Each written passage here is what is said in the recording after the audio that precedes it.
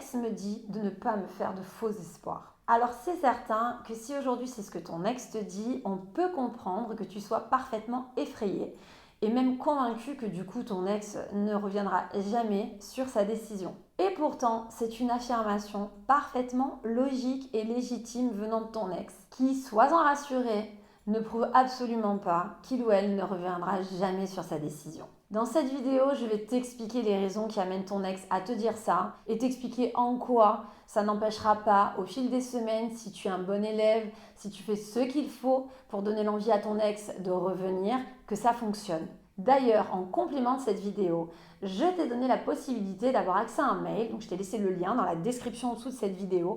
qui va à l'intérieur te recenser 5 raisons pour lesquelles les ex reviennent toujours. Alors pourquoi ne pas t'inquiéter, même si pourtant aujourd'hui ton ex affirme que tu ne dois pas te faire de faux espoirs? Déjà, tu dois comprendre que si ton ex a décidé de rompre, c'est pas pour finalement entretenir un jeu un peu malicieux entre vous. Il ou elle va bien devoir se montrer ferme et crédible dans sa décision. Et d'une certaine façon, heureusement, c'est rassurant. C'est la preuve que tu n'as pas affaire à un ex qui est manipulateur ou manipulatrice. C'est-à-dire que c'est un ex qui, en tout cas aujourd'hui, estime avoir de bonnes raisons pour partir sur cette rupture. De ce fait, pour rester cohérent finalement avec sa décision, ton ex ne va pas s'amuser à te laisser espérer. Si tu n'as pas affaire à une personne sadique, il est légitime que, te voyant aujourd'hui souffrir,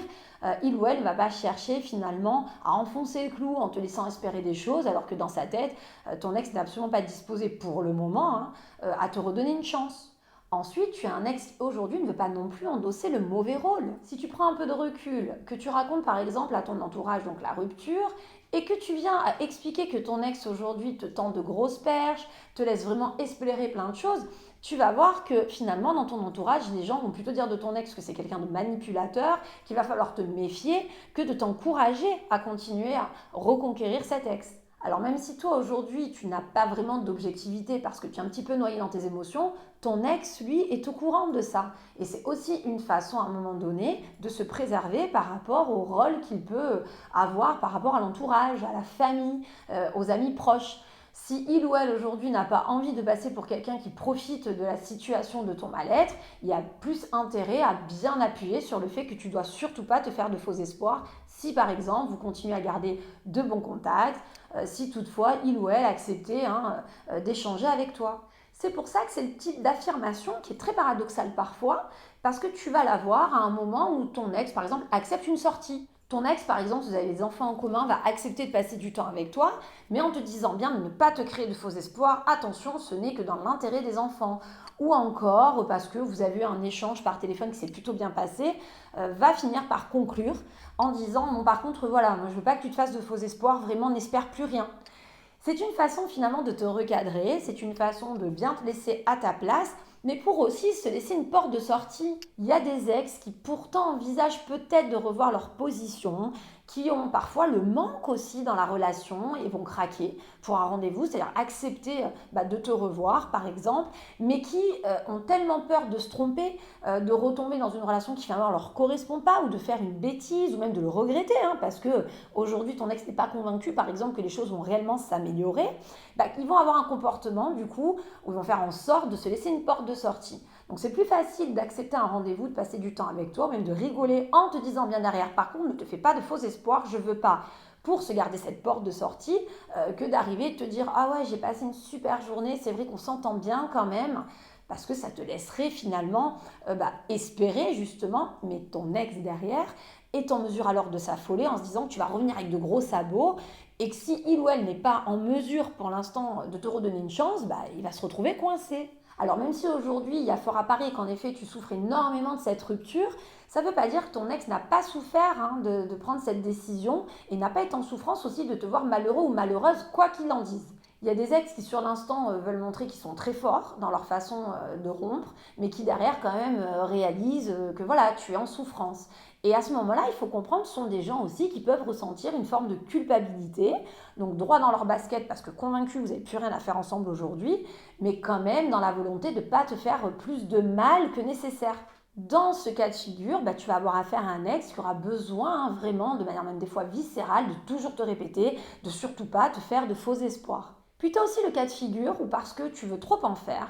tu veux trop montrer à ton ex aujourd'hui ta remise en question, peut-être que tout est fait trop vite, peut-être que finalement, dans le fond, c'est pas faux, mais dans la forme, tu ne sais pas y faire. Et du coup, bah, tu pousses ton ex aussi à te répéter qu'il faut que tu arrêtes de te faire de faux espoirs. Parce qu'aux yeux de ton ex, c'est un peu comme la petite souris là, qui se dépatouille dans son seau plein de beurre et il te voit galérer pour fournir des efforts, pour faire des tonnes de choses que tu n'avais jamais fait avant et que c'est peut-être même justement dans l'excès et que du coup, bah, ça effraie même ton ex en se disant mais tout ça pourquoi? Enfin, je ne me remettrai pas avec toi, donc voilà, arrête, te fais pas de faux espoirs. C'est aussi une façon de se déculpabiliser en se disant mais faire tout ça, si demain vraiment je reviens pas, c'est n'importe quoi. Donc il faut quand même que j'alerte mon ex en lui disant que voilà, ne fais pas ça pour moi ou quoi, te fais pas de faux espoirs, je ne reviendrai pas. Là aussi, c'est une façon de recadrer la situation, de te couper aussi l'arbre sous le pied en disant tranquille, doucement, arrête de venir finalement m'influencer, chercher à me faire changer d'avis, à me montrer